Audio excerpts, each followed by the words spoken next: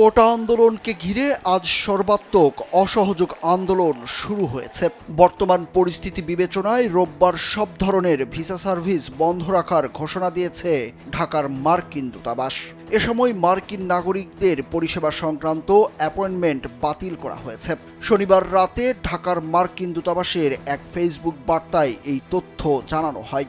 ওই বার্তায় বলা হয়েছে, রোববার সব ভিসা এবং মার্কিন নাগরিক পরিষেবার অ্যাপয়েন্টমেন্ট বাতিল করা হলো এবং পরবর্তী তারিখে তা পুনর্নির্ধারণ করা হবে। মার্কিন দূতাবাস এদিন সীমিত কার্যক্রমের জন্য খোলা থাকবে।